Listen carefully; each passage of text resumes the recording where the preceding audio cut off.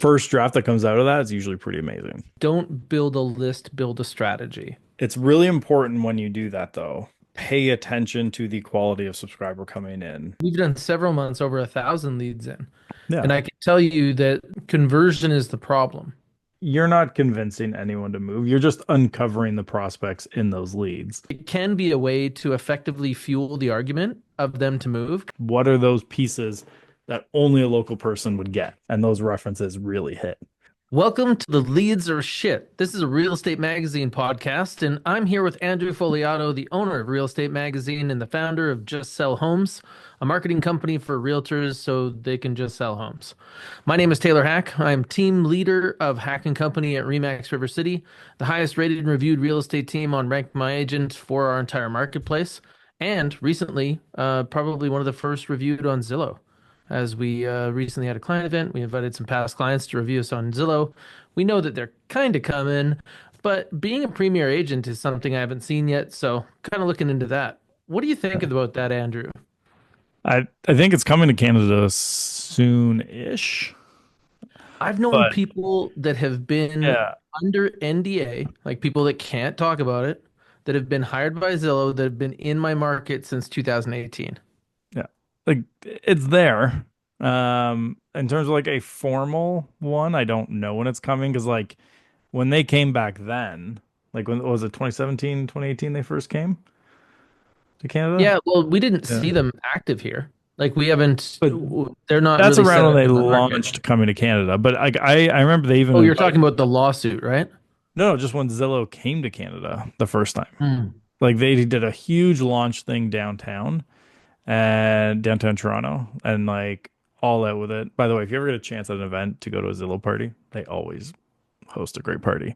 Just side note, if you happen to be there, check them out. But they, even then, like the way they were speaking then was like within a year, they would be launching it and they expect within a year to like be out traffic to like even realtor.ca. Like they Hmm. figured within a year of launching here, they'd be the top. And it just kind of never like my kind of thought at the time was they'll never get there, even if their product is better, until they can get 100% of the listings, or at least the same amount, like same listings as Realtor.ca. And until you have, So zooming out, we see Realtor.ca changing hands, and that might be like maybe the mechanism that Zillow was waiting for.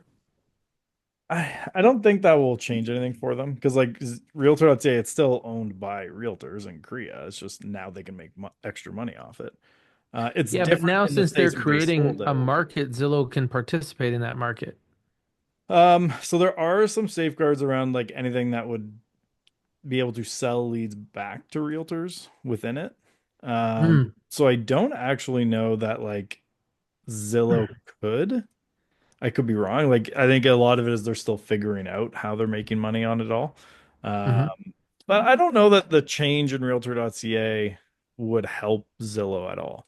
If anything, it might actually make it harder if they are able to get more funds and reinvest and make the site better. Because like I think they will always have more. And by the way, Michael, this is not necessarily the topic today. We are going to talk some campaigns that he Yeah, sent. we have an aside. And Yeah, thanks for pulling us back onto. So I was just yeah, mentioning this because I was surprised it actually worked. yeah. But yeah, we're not. We're actually going to talk about marketing and remarketing, setting up some ads. There's a couple of things that I'm working on right now in my business, which is I've got my website set up, so now we got to get some traffic there. Yeah, We also are trying to build an email list, yeah. and so starting to drive to that as well. So, just for people who maybe weren't there for the last episode or two, what would be the main email list you want to grow? So the main email I address, or sorry, main email list I want to grow is the Hack and Co insiders. Okay. And then for those who don't know what is on the Hack and Co Insiders, like what's the content they're getting? The content they're getting is about listings before we can, like, before coming soon, essentially, because the Yep. rules allow us to do marketing by email before we could do coming soon announcements. And for context, my market is hot and inventory is low. Perfect. So, is your thinking with like Facebook campaigns, whatever campaigns you're doing, just advertising like get advance notice of upcoming listings is essentially the pitch? Yep. Yeah, just drawing to that pain point of the rush when things hit realtor.ca Okay. And is it and a try to work out of that. weekly, daily, as listings come up? What's the plan? The it's as listings come up, but I want to work a couple of ideas off of this where we'll do like deal of the week, like we had talked about before. Yeah. But in the beginning, the insiders are going to get announcements that are on a schedule related to our listings. Yeah. So when we sign something, we'll be like, hey, advance notice that something's coming over here. And then as we come closer to listing launch day, there would be some emails that go out that give more information. Yeah. And we're going to tie contests to that as well. So people will be able to have the opportunity when we make an announcement to guess the list price and then again to guess the sale price. Yeah. And there's also a question here from Steve. Hey guys, my Facebook ad account has been restricted. Do you have any advice on how I can get it reactivated other than request review? Um, there's a little bit of it depends here, but essentially no. Like request review is kind of the only real option you have. Like as an agency, we have agency support, which is better. So like I can get sometimes even on the phone with people. But essentially all they're then doing at that point is saying, make sure you hit the request review button. And then it's someone who's kind of, they can follow up a little bit more with the interns because like their actual support team doesn't actually work for Facebook. They're like independent contractors. And so like any issue, it's just kind of, we'll have to forward that to the internal team. And then you expect to hear within 24 to 72 hours. And typically what that actually is it could be a couple weeks. They never hit the timeline they say. Um, so yeah, it's unfortunately once your ad account restricted outside of hit and request review, unless you have in your account the request chat option, which most people do not. You're kind of out of luck. If you're a client, like if you've worked with an agency, whether it was ours or another one, um, they have criteria and like the ones like minimum spend is the main one is like how much spend you handle per quarter. Once you surpass like six figures spend per quarter, you get better access to support. So like we get it. So you just gotta like depends on who you're working with. So if you have an agency, even if you don't work with them anymore, but they still have access, they can do it. So like some past clients, if we still have access to their accounts, we can actually we just did this with Remax Ultimate in Toronto. They got banned from Instagram Ooh, for like spicy. the third time. And I literally just went into the chat and said, "Hey, can you get?" And like the review said, "Nope, you're done. Final decision." And I just went into the chat and I was like, "Hey, you guys screwed up. Check it out." And it was probably a week later or 2 weeks later. They're like, "Oh yeah, that's our bad. That was an accident. It's back now." Like, thanks. That was super helpful. Steve, if you have more questions, reach out to us, justsellhomes.com. If we don't have access to your account already and it's already deactivated, we can't go on your behalf. But I can at least take a look at it and let you know if there's something we could do to help. But you're kind of just at the mercy. The actually best thing is just setting up a new account. But again, we're not going to get into like the super technical how to do that. Just go to business.facebook.com and go through there. And hey, Ryan from Lethbridge. I see you I also got again. Deborah from Las Vegas. Nice. As you guys are coming in, please shout out who you are, where you're from. This is real estate agents primarily, and we're geographical. So it could be that you know somebody or maybe has met somebody or that needs to move to one of these markets. No. Um, okay, so I want to make this applicable to all markets. So my market is hot. I'm building a list that's designed for hot markets, right? When I was in a buyer-centric market, I would have built a different list. Yeah. So I might be like some buyers are sharky. I might be talking about foreclosures. Some sellers are nervous. I might be talking to them about getting more information, or maybe trying to reveal that if you're going to sell to upgrade, that you are a buyer and this is a buyer's market. If you're buying more than you sell, you are a buyer and this is a buyer's market. So we would be building some different things if the market was different. You can kind of feel where you fit, but then after that, a lot of the strategy is the same. So you got to look at when it comes to email too, is this the goal with this list that it's kind of people are on it for the few months to a year or two tops where they're kind of actively in the market, or is this something you think people would stay on forever? I think that it's going to be something that's more important when people are actively in the market. Yeah. Yep. And then if I wanted to, like, I basically would have to make a longer term spin-off list Yeah. as a way to siphon off the marketing qualified leads and then be able to get people to become hand raisers Yeah. to get into sales qualified leads and pull those out of there. And there's parts around like let's say you have a client who's on that list, they buy and sell tomorrow. What's that long-term follow-up now look like where like maybe that deal of the week isn't or like upcoming listens isn't as relevant to them? Do you have emails Mm, that go out that long term kind of keeps people engaged and interested? So those are kind of two parts because yours is more of like a sales qualifying list almost of like we're putting this out there very specifically for this goal. And some people, like a lot of agents, their email newsletter, they're trying to do, and most of them are monthly, which is way too infrequent. Um, is that like they're trying to appeal to leads, past clients, current clients, everybody in one email. And hmm pros and cons to it, but like I like what you're doing where it's okay, it's this email for this stage. And that's where hmm we're kind of pushing people in. So for that, like Facebook ads do work very well. Um, so that's where I would probably put more of my spend from like a digital spend perspective for building that type of list.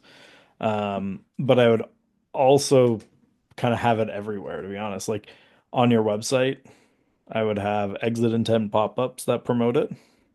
So if anyone doesn't know what an exit intent pop-up is, when people are scrolling your website, when they go to leave, the computer will recognize their mouse going to leave, and a pop-up comes up to ask them to opt in. They're super effective for essentially like free leads because like there are people who are leaving already. And like we've seen opt-in rates as high as like 12, 13% on those before. So if you knew 12 to 13% of everyone leaving your website, you could actually capture their email address. It can be hmm pretty effective. The other consideration on that side when you're getting those opt-ins on your campaign is do you need their phone number? Some people need a phone number. But that's it doesn't always make sense. I just see this question, what was that called again? An exit intent pop-up. If you just like Google exit intent pop-up, there's a lot of different providers. Like I use one called Sumo. Um, it's a very good one. And they have other types of pop-ups and things you can A/B test and do that type of stuff. Like if you ever see a pop-up on REM, that's Sumo. But if you just type exit intent pop-up into Google, look at the options. I'm sure there's many of them that do that now, especially. But those they work. It's nice because it's like they're already leaving. We might as well throw a shot in the dark at getting something. But yeah, with like the emails coming in, it's that like how do you want to handle it from there? Like I would typically like if it was me for my own business as an agent and I was doing this list, I would not get their phone number yet because you'll get less people opting in. Hmm. And because it's like a very email nurture thing and like for them to take advantage of it, then we'll get their email. I would rather have it be like a step one nurture than have them further put up their hand with a phone number when they're more serious. So this would be like step one of like a self-filtering piece, add in the phone number at the next step. Or you do get their name and then do a second step opt-in where you're like, if you'd like us to follow up with you, it's like a double dip offer at that point, include your phone number. Because like one of the questions, and this is a pretty common one you see if you ever leave like ads with comments on and like or have some where it's like if you have a phone number on there, but to the consumer, it doesn't make sense that they'd have to give their phone number to get the offer. Less people take up and more of them are like, it's like a red flag of like, they don't need my phone number. Why are they asking for it other than to like hound me? So a lot of people it does turn them off. So with this type of one where it's that setup, I would actually just go name, like I would often even sometimes just do like first name and email. We're going like minimum and then have the welcome series, follow up, thank you pages, all that stuff. Trying to get more out of those who are ready to go. But if your system works better with a phone number, just ask for it, but you'll get less leads.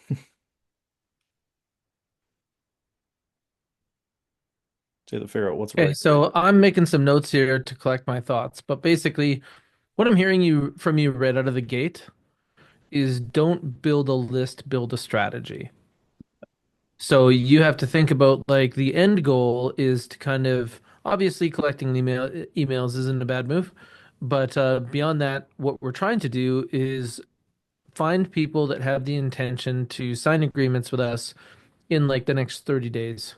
Those people that are like, oh man, I just realized that the problem is finding a property. Yeah. Like that's how close I am to this now. And so now I want to be on this list. And then after that, we would basically build automations. So they come into my CRM and now they're starting to get like the first move that we want to do is to verify their email No. because I want that to just filter out people that don't use the right email. So there's like an email back to them that they have to respond to and then we're set up. Yeah. So we that's typically how you do it. So if you want to do the verify, you have that secondary opt-in, which is best practice to do. Like we do it with REM, you have to double opt-in. So you do the double opt-in, then the welcome series kicks off when they opt in that in. So like high for a list like this, especially, you really want that welcome series where it's like a two, three, four, five email series over a week that what to expect, here's who we are, here's what we can do for you. And it has those off ramps to hire you right away. This gets a little technical. Most people won't want to do this. I've said this before, but me with ChatGPT, I'm like a pedestrian with a helmet. I'm gonna swing out in traffic. I think I'm invincible. I don't care what anybody else is doing. I'm like a cyclist. Yeah. So I use ChatGPT, and sometimes I dig myself into holes. Right? Like I needed to consult an email deliverability expert because of how much I screwed up my website and made myself look like I was a Somali pirate by email. It looked like I was directly coming for your money. So I actually have one here, a follow-up right prompt. Um, so I'll read it out to you, and then you can tell me what you think of it. But you have to know the people. And so it's your next task. So the way that I do it when I'm writing a campaign that needs a follow-up task or something like this is I will actually explain the like email list, have it write the ad, and then in the same prompt or the same chat, I have it write the follow-up sequence. So everything contained in one. And I'll say your next task is to help write a follow-up sequence. This time I want you to act as if if you've hired a trio of experts to complete it. And it's Joanna Weeb, Talia Wolf, and Phil Jones. We need to create a follow-up sequence once someone is opted in on the ad. Since we have their name, email, and phone number, we should start with a text message and then move to email and phone calls. First, I'd like you to map out the sequence to maximize our chances of having a conversation with each lead and giving ourselves an opportunity to turn them into a client. Then you'll provide the copy or script needed for each step. The goal is I'll be able to paste it right into my CRM, including timing for each step, with the starting point being the moment the person opted into the offer in the Facebook ad. And the first draft that comes out of that is usually pretty amazing. So we Sweet. have that one, it goes out, and that first prompt goes out, and it's just a little tweak from there. But again, it's putting in the context of your campaign that would come before that in the sequence. And you want these little like automatics. So when people come in to my CRM, the automation I have set up on Zapier basically adds a tag to them in my CRM. Yeah, And then that tag starts an automation that sends out an email where they have to verify. All they got to do in there is click a link. yeah, And if they click that link, then a second tag is added in my CRM, and now they're locked and loaded on the list. And this is how we kind of add any filter so that we can try to limit the amount of extra work we do. yeah. Like on mine, for example, like with if you join the Just Sell Homes mailing list, like our main one. The first tag is not that you're added to the mailing list. You're added to a specific list called new subscriber to the mailing list. And that only goes for about 5 days. Then you get added to the main mailing list.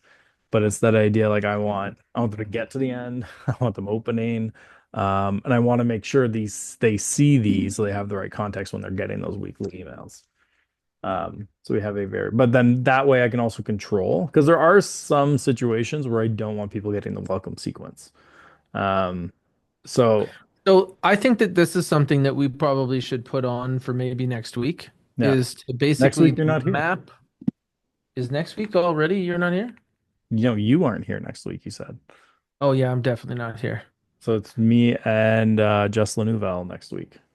See, you just find anybody to replace me, Yeah, right? super simple. That was like two Like minutes not from not texting. anybody who has like what is that, listing labs? Yeah, you're so Um, quickly replaceable. It was amazing how fast I got that.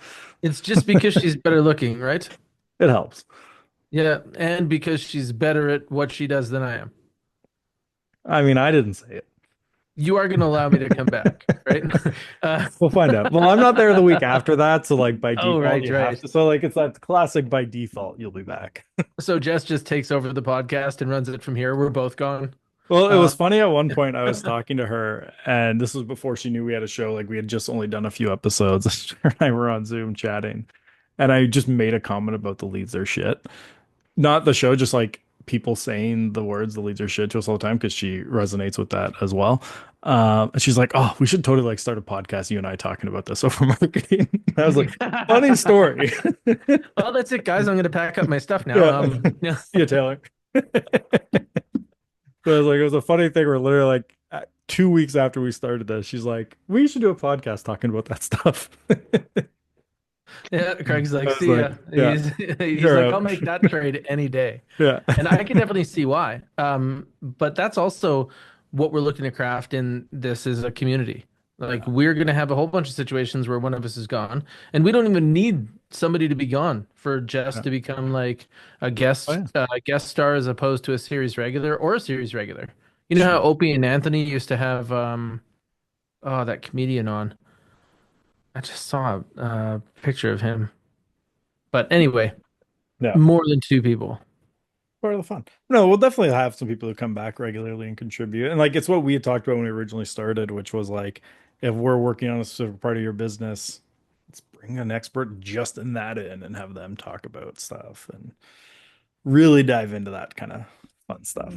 But no, we'll keep you around after the episode with Jess, unless it goes really well. I Yeah, mean, all right, I'll numbers watch. don't lie. Numbers don't lie. Well, So let's swing back to yeah, talking about building these lists. yeah, So we're gonna put ads out, yeah, and I just want to talk dial into the ad strategy, and then when we do our next episode in chain of this, we're gonna talk about then using the email strategy to extract people that are buying in the next 30 days to database the rest to yeah. pull people off of this list into other lists so that you get more opportunity for retention. Yeah. But right now, if we were just talking about loading this list, do you like Facebook as a primary place for that as well? Yes. And then typically Facebook lead ads. That's going to get you the cheapest source of subscribers. And it's also the quickest way to test which ads are working best. Now, it's really important when you do that, though, is to pay attention to the quality of subscriber coming in kind of long term. Because, like, for example, we for like 2 years now almost, the exact same ad's been running through REM. It's a simple opt-in with their email. They start getting our mailing list, but they have to double opt in and then get it. Even though that is our lowest cost per lead to get a new subscriber, it's also the lowest quality source of subscriber for us. And for us, quality is they open the newsletter regularly and they click on links. So the ones coming from Facebook for us open it at a lower rate than any other source we have. But it's the fastest growing source for us. So it's kind of that double-edged sword of even though I'm paying $1.50-ish for a new subscriber, I'm actually probably closer to 10 for an engaged subscriber. So when we're looking at I see engaged what you subscribers, mean. where else can we get them? So like for us, our most So it's engaged how many? subscribers come from webinars. Mm. So like we would rather do a webinar with 1,000 people and take that budget, promote the webinar, than that same budget just getting subscribers through a lead ad. Ooh, I see what you mean there. Yeah. And that's interesting. I wonder where that will apply. But what I'm hearing from you is that Facebook is better at getting people to click on things than actually finding people that want to do your thing. And so Sometimes. for the amount of hay you get, you're going to get a certain amount of chafe, right? Or for the amount of grain you get. And that's going to come down to like messaging in your ad, the targeting in your ad. Like there's so many variables within that There's a it's ton. not, You could get yeah, disrupted. You yeah, know, like somebody could come in and click your stuff and be a candidate for somebody who would work with you, but then they run into the friendliest person at their barbecue with a real estate license and your game is over. yeah. So it's kind of, you got to put that seed in their head that you're the only one who they can talk to. No one else has I'm the that only same one who cares data. about you. Yeah. I'm the only one, right? Yeah. Just gaslight the hell out of them. Jesus. Um, so when we're so if I was talking about this, like I'm gonna do like a lead generation style ad, is this gonna be more effective with video or carousel or what would the setup be? So for volume of leads, it's a still image. And then you'll typically go to a video for more quality subscribers. So it's kind of like, and for you, it's going to be testing, right? So first you're testing the cost per lead, and then once you've had them on the list for enough, which ones are opening, which ones are not. And then you also got to make sure you're setting it up so that you can actually track that, right? Because like, and depending on your CRM and how you have everything set up, that's not always an easy thing to track. So you have to look at that as well. So like it got complicated for us trying to figure it out with just some of the systems we had. Because like some of our setup is still the like original stuff we bought from the previous owners with REM, and it wasn't always like the most technically perfectly set up. So we're kind of hacking a And few for anybody things who's together. new to this show, what it's going to be like is Andrew is going to tell me what experts do. Yeah, Experts build things that are segmented in ways that they can easily A/B test because yeah, they know that that's optimizing is where all the money is. yeah, And then I'm going to DIY some stuff, like you saw me DIY yeah, my website, and I'm going to put together some things that kind of work, and then we're going to slowly make new generations of them that are more yeah. trackable. Yeah. And like for most people watch too, when they get into A/B testing, until you actually have a system that's like getting stuff coming through consistently, don't worry too much about A/B testing. The quality of different lists and what you're Yeah. taking in. So for So for simplicity's sake, you, you're using I'm follow going to boss make a and what for sending the sorry, newsletters? What are you using to send the newsletters out right now? You have follow boss SendGrid. for your main list and then send grid. Okay, yeah. So like how I would do that with like Facebook lead ads is have a different form tie because like typically with a lot of them you have to do a different form to get a different tag added, and it can depend. So like how I've done it in some is I'll have like one form is just like image, it's like the name of the campaign image, name of the campaign video, and then that adds the tag in the system, and then we just pull up anyone with that tag so we understand that's the creative that brought them in, what's the quality of the subscriber now. But even that level of like granularity, if you're not bringing I in could enough do that. volume, it I doesn't can matter. duplicate my insider lead page into hidden pages on the back and then Yeah. set up that input form to add a different tag based on Yeah. where they're coming in. I think Yeah. I might actually do that as well for my teammates because they want to get us insiders as well, but they also want them to come into Yeah. their part of the CRM. Yeah. And like you can get into UTM links and like get into all that. But generally speaking, none of the like built-in tracking software is going to be perfect. Like I know Apple has stuff, and I don't know if it's released yet or it's just been like they think they're releasing it soon, where it's going to auto strip all UTM links out of it. So like when you click, it'll stop allowing you to track it. So you kind of And want to where look your head at, is at yeah, is that this is going to need troubleshooting. So when Andrew's everything. talking about all of this tracking, it's because it's not going to be a set it and forget it. Like Yeah. what you're going to see as I progress very likely is me struggling to get subscribers, me trying to like get a couple of things going. Yeah. Then once we're able to consistently get subscribers, we're going to be Then we talking about whether optimize. or not they want to talk to us. Yeah. But And we that's when look we're going to at be building those other things. where in the process that we're doing has like an ultimate source of truth. So like a form fill, doesn't matter what Apple does or Google does, privacy, they can always fill out a form. So if we just do two separate URLs and one comes from people who saw a video, one comes from people who saw an image, we know no matter what, the ultimate source of truth is which one did they opt in on. Because a lot of people will send like 8 different sources and use UTM links to the same page.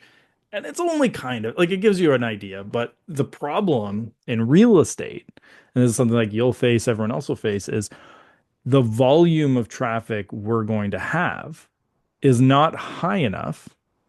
And the lead volume is never high enough to get enough data to make those decisions quick enough.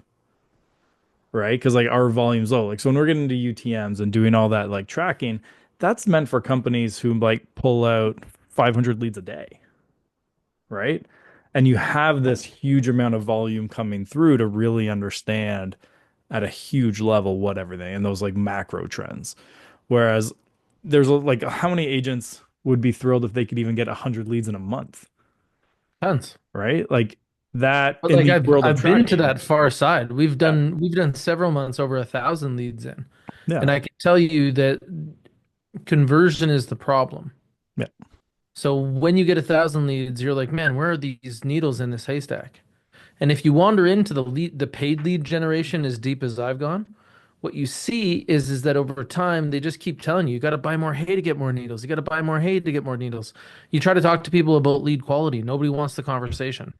Yeah. Because then Like what we really want is to build magnets so all yeah. of these needles rise out of the hay. Yeah, and it's like, and this is where I always love when Dean Jackson talks about it, which is that like you're not convincing anyone to move, you're just uncovering the prospects in those leads, and it's just can you do that quicker, right? Like and there are some exceptions to this. You're not convincing someone to change their plans by a year, Hmm. right? Like most of the time. So it's just who like what do I have to get them? So I somewhat have like having worked with as many families as I do, I normally believe that in every household there's somebody who wants to move and somebody who doesn't like change. Yeah, And the person who likes wants to move is constantly introducing reasons for them to move. They've got problems, they're growing their house, the house has upcoming maintenance, all of these are their arguments. And then on the other side, the other party is normally using financial and logic as a defense. We can't yeah, afford it, interest rates are too high, this isn't the right time, all of those things. Now, this conversation, it starts to bubble at like a 7 out of 10, maybe 2 years after somebody's moved into their house. yeah, And then it just kind of bubbles and pops. And you'll see that there's different rises towards tipping points. Like if her sister buys a house, they're a soft 9. They're a soft 9 out of 10 this week, yeah. right? When interest rates go down, it can be a way to effectively fuel the argument of them to move because eventually, I don't know how many people are married out there, but she's going to get to do what she wants. Yeah, You there's can a resist that as long as you want. popped an idea in my head there of partnering with a mortgage broker or doing it yourself if you are able to, of just like a automatic update on affordability as interest rates change. So like if they've been pre-approved at this price, literally like the day interest rate changes get announced, you'd send out an email being like, here's how that changes what you can do, but like personalized to them. Mm-hmm. And like especially if you could include a few examples if it unlocks more types of homes for them as an example. This should go into our email list. Yeah. What do you think I should use for my ad creative? So if we're building a Yeah. list that says houses are hard to find, we're thinking about a video and testing it against a static picture just for the overall lead generation. Yeah. Static picture. Um, so I hear you, Craig. Craig is saying that the only way to bring in needles is to basically take a hot offer on the top of the hay. And I think that indeed a hot offer will burn away some of the hay so you can see the needles. Yeah. But anyway, so we're trying to build a list. We're going to make some ad creative. What people are worried about is by comparison to years previously, they literally have like 25% less choice in my market right now. Yeah. And it's getting more significant. The thing that I think is their pain point is by the time things hit the public market, by the time they hit realtor.ca, it's already gone, right? Or that's the perception of it. And the concern is that they're going to miss the one. Yeah. So when I'm looking at creative, the first step is like you want to think about the order that typically it happens with a Facebook ad, right? Because there's steps to the creative. Step one is you have to stop the scroll, which there's two main ways to do that. Um, you need something that's attention grabbing, and that can be something ridiculous. Like you've probably seen this with Reels and TikToks where there's like videos of someone getting a ball kicked in their head, and then you see someone stop with like the fake ball, and like they're doing I'm those doing gimmick. those. Yeah, I want to do those. Those look so fun. yeah, I'm looking for reaction videos right now. I want to yeah. do those. So the other one is then this is the one that's working for REM really well now. Like literally, I have paid money for more advanced creative, and it never beats it. I just wrote an app in the Apple Notes app. I wrote the ad in the now screenshotted it, uploaded that as the creative. Because and the reason that it's where it's like a handwritten note of the online version of like typically when someone wants to share something deeply and like someone screws up especially they're like, and this is a big one on Twitter. For some reason, instead of like doing a post just to like get more words in, they'll write the apology in like an Apple Notes app, screenshot that, then post that as their apology. But more and more people we notice were like getting a lot of action around that. And so we're like, if we just took that idea of people were stopping to look at all these posts now because they're used to like something really juicy coming through when someone shares their notes app because it's personal. What if we built the ad that way? So we take the Apple Note and we write our ad in there, screenshot it, put that into the ad as the image. And it gets people to stop and look because they want to see what someone just shared from their private notes. So it's a really effective way to stop the scroll. Then now they've stopped. Now you got to get them in with the copy that's actually in it. So I there see. you So to lead stop the people. scroll is all the houses you're going to see, all the houses are sold before you see them. Or there are houses that aren't even on the market. But they might not Realtor.ca isn't read the only that place. yet, Hmm? right? Like when you're saying, okay, like this, the hook is like the words there. Some people might scroll so fast they might not even see the words yet. So sometimes you want to have the thought of like, what's that thing that might get them to stop before they've even read anything?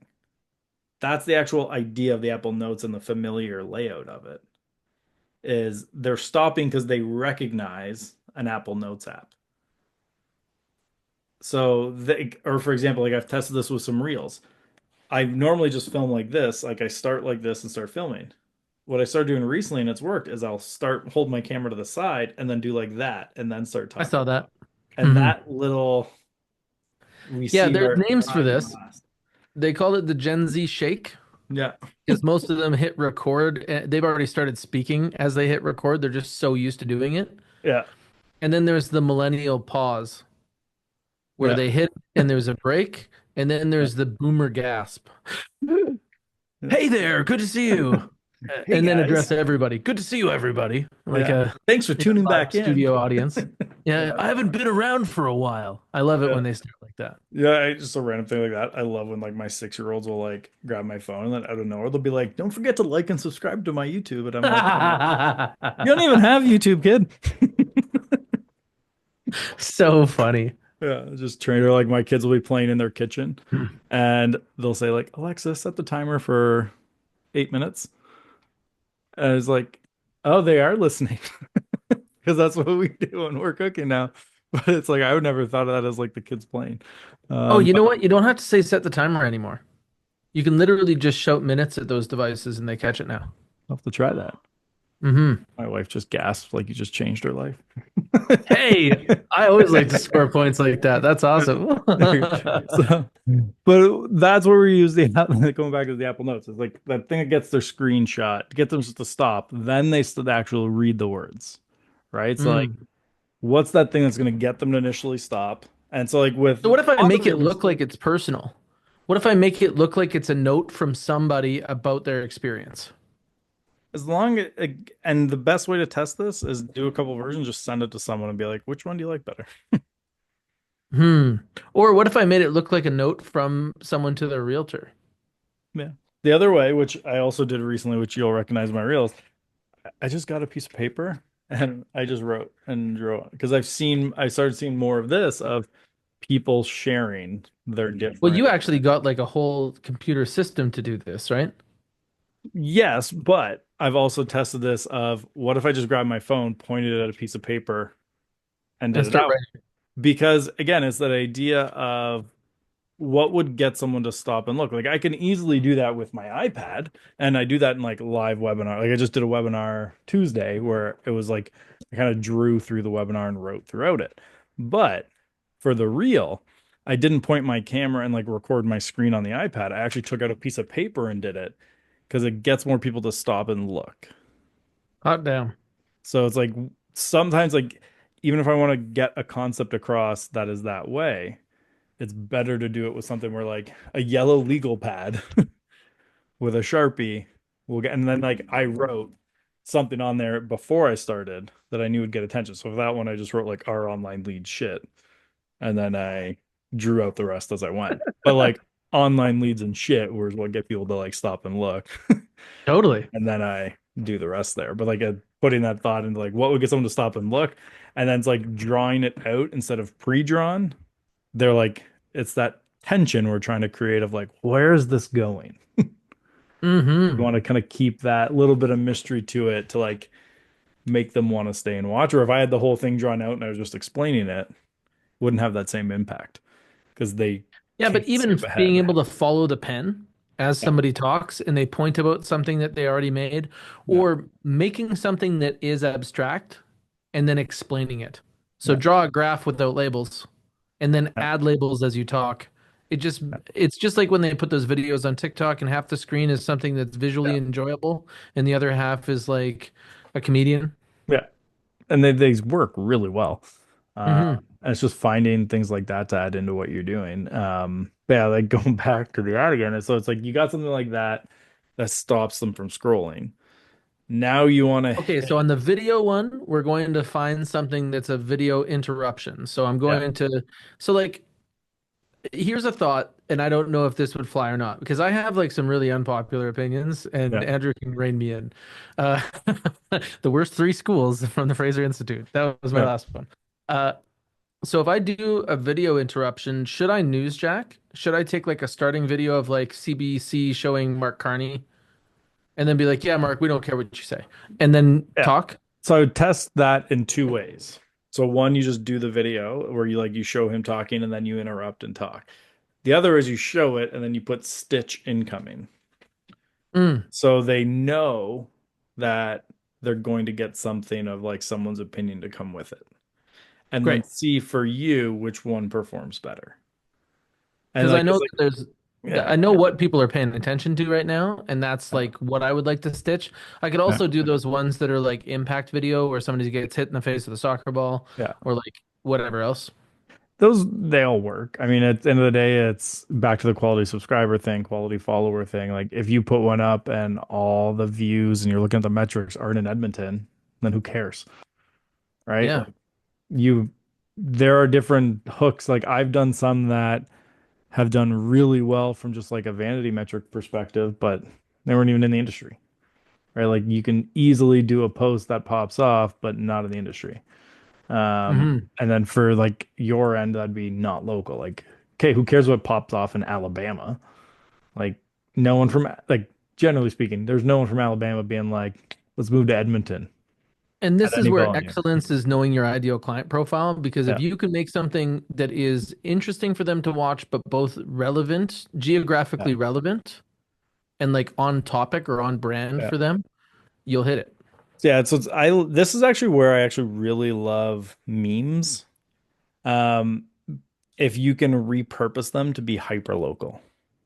Like if you can find a new meme trend popping off and find a local spin that only someone who lives in your area would get the joke, because Mm. that means they're only gonna share it with people in your area, right? Like I did this for a while and it did actually increase our presence quite a bit.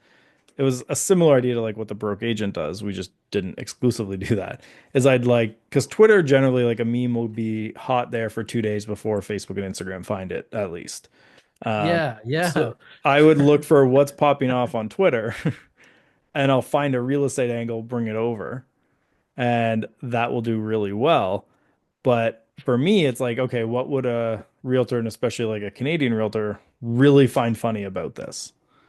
Like, so I'm not just sharing the original meme that I found funny. I'm trying to find an angle. If I went back to real estate sales as a realtor, I'd be like, okay, I'm selling a new market.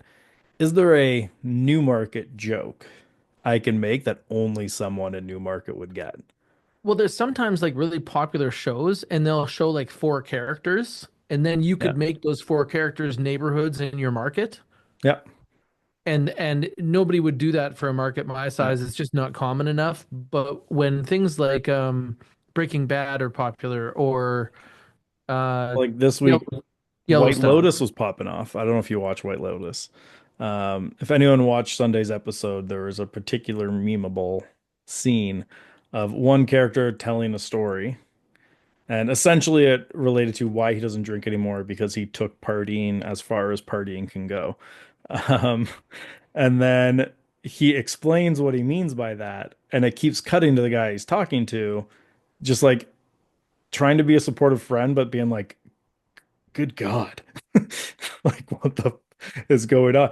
And it's just like this amazing meme now of like the guy with like the little smirk telling the story and the guy with like the shocked face. And I was trying to find, and I just my brain just I couldn't come up with the right scenario and wording it the right way of the like so my mind process was okay, this meme's popping off. There's gonna be a real estate angle that it could get us a lot of attention for it. And so I started thinking, and what I came down to is I was trying to figure out a scenario where like a new agent is explaining to a veteran realtor something really cool they're doing with the veteran understanding the implications of what they're saying and knowing how bad that is and Hmm. looking on horrified. So like what we kind of got down to was like maybe an idea around a newer agent who just like got some commissions in but wasn't saving anything back for taxes, and the onlooker being like, "Oh, you're in trouble." Like, oh Yeah. no. No, no, no. You're supposed to pay your 2024 taxes with your 2024 money. Yeah, not your deals you have closing 6 months from now. So I was like trying to, but I know if I can nail those types of ones. Like there was, I remember the first one like that really popped off for Giselle Holmes when in terms of like getting more views and subscriptions in the realtor community is it obviously an older scene, but it was Jurassic Park. And it was the scene where Jeff Goldblum's kind of steals the attention and like of the T-Rex by waving the thing and then throws it.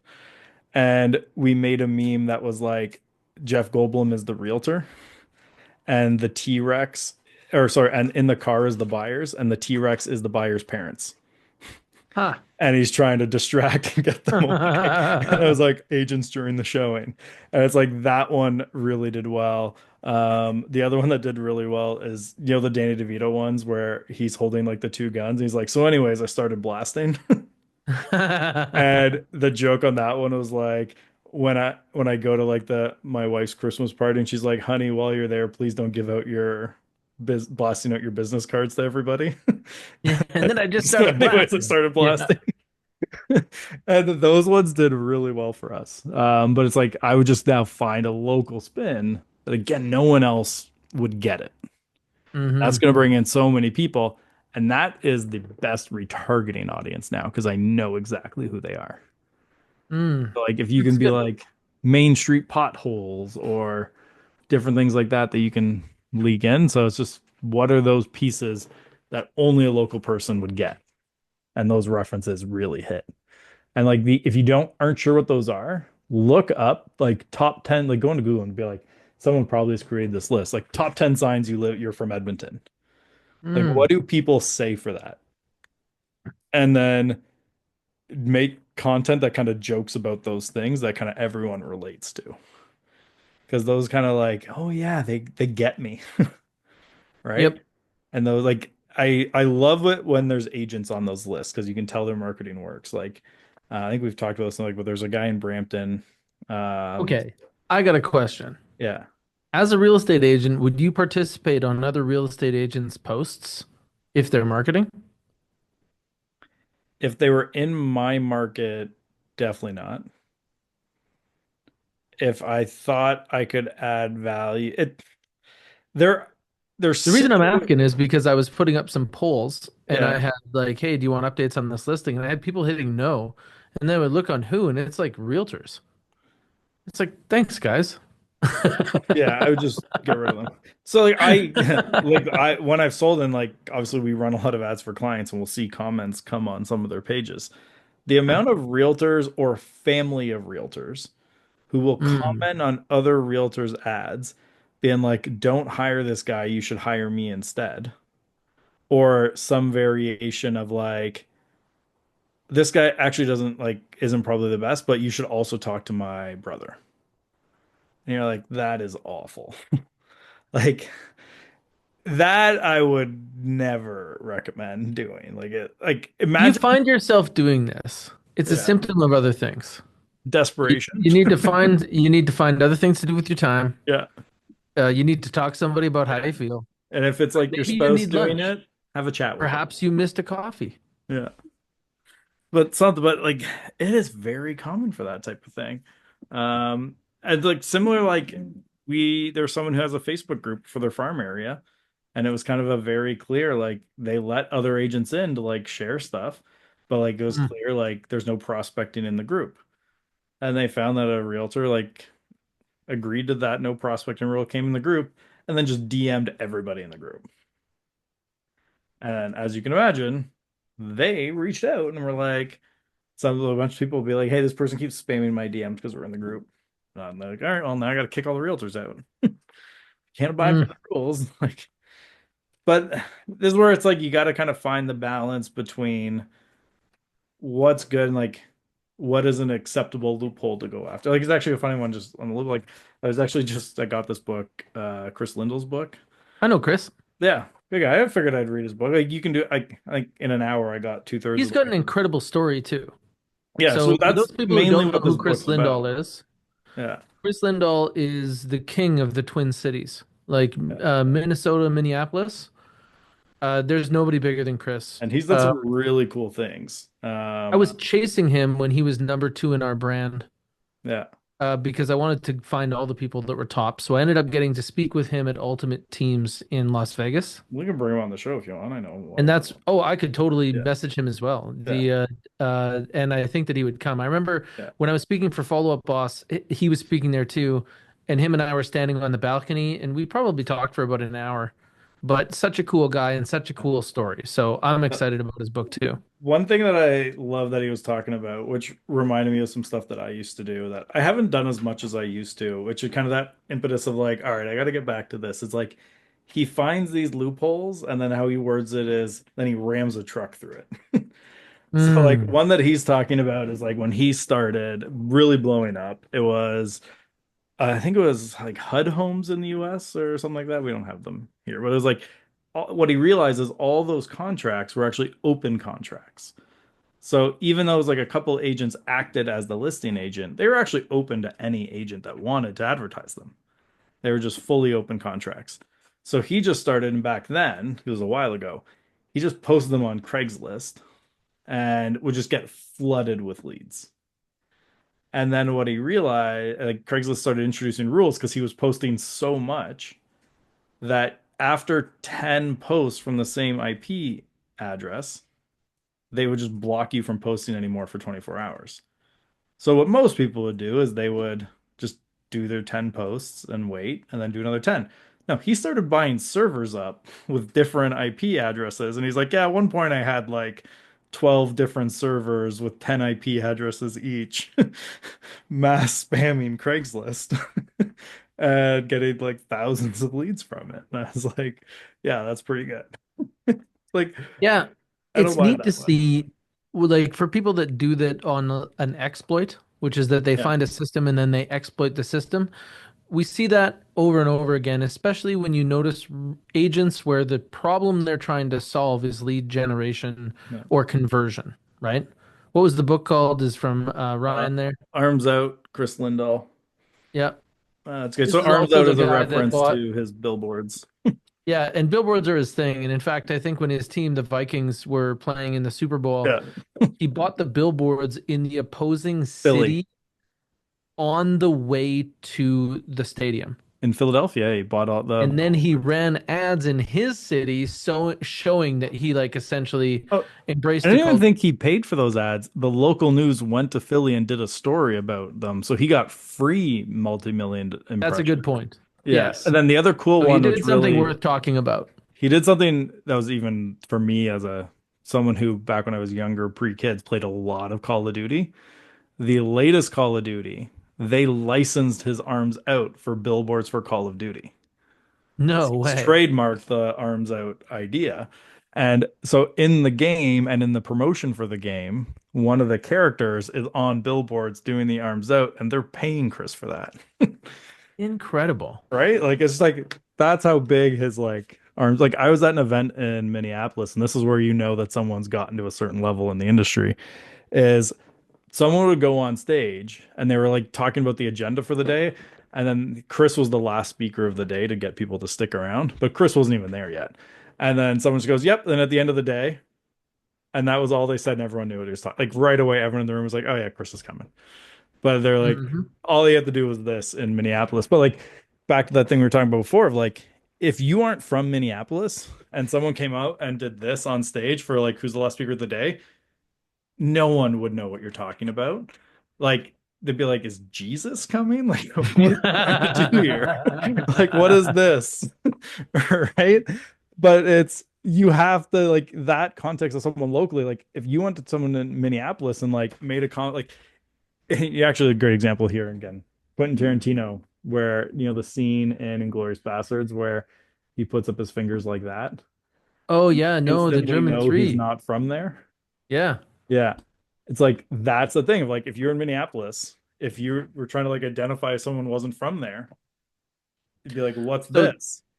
so that's the great metaphor Yeah. for what you're looking for. So he has done so well in marketing specifically to where he can do Yeah. business that he's known there and not outside of there, but Yeah. so known there that He's it famous to is, the family. yeah. So Yeah. that's a really big win. And so like there's another agent in Brampton. I saw this where someone was like a top 10 signs you grew up in Brampton, and one of them was like you have like 10 of Sandy's notepads in your house.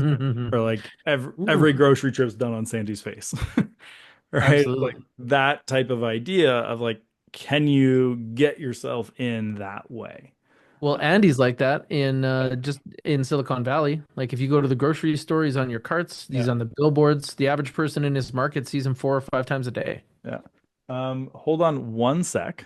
My You got daughter one seems second. to can't open the door. She's right there. I just gotta let her in. That's no problem. I can hang on to Literally this. 10 seconds. You So got it. So just to zoom out as we close here, what we're talking about is loading lists and running specific ads because the ads will get people to talk to you. If you run ads that are asking people to buy and sell right now, you're going to be at the tip of the sword where the biggest fight is, and it's really expensive to play and compete there. So it's less likely to be effective. But if you go upstream and talk to people about what they're interested in, then you can load lists. And once you're on the lists, you're having a much higher likelihood of conversion. You have much more direct ways to contact. In this instance that I'm describing, you have less rules. I can talk freely person to person about signed listings coming up. I cannot advertise them publicly. So this is something that we're going to kind of build here, and you can modify this for your own market. Yeah. Next week, Jess Linoville, Listing Labs. She is an expert at, I guess, what Jackson calls listing multiplier or multiplying opportunities off leads, as Social well as finding media, inventory. marketing, social media, all that fun stuff. She's Yep, fantastic. one of the best out there. Yeah. And I'm gonna miss that because I'm going to Tom Ferry's house. Um, It's not bad. Not bad. I no mean, big you know, deal. casual name Nice to dropper get the here, invite. but We've been texting, he knows and my name. maybe, yeah, maybe in the future we'll get to see Tom here. Yeah, But this is kind of the start of that. So sounds good. I'm going to be coming back the week after, and that's in April, And and then that's you're when going. I'm not here. Yeah, yeah. Yeah. So then we'll be having another guest at that point. Yeah. And then we'll just see who has the better numbers. And that's the host going forward for the week So it's been after. nice knowing you. Yeah. Just like what Craig said, I'm packing up my microphone and Yeah. I'm getting out of here. No, So you if guys are you, probably stuck with this bald fella for a little yeah. while.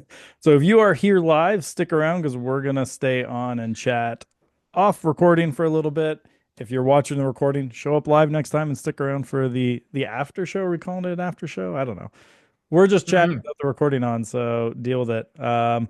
Thanks for tuning in this week. See you next week where Jess and I will jump in and chat. Otherwise, stick around and let's turn off this recording and go.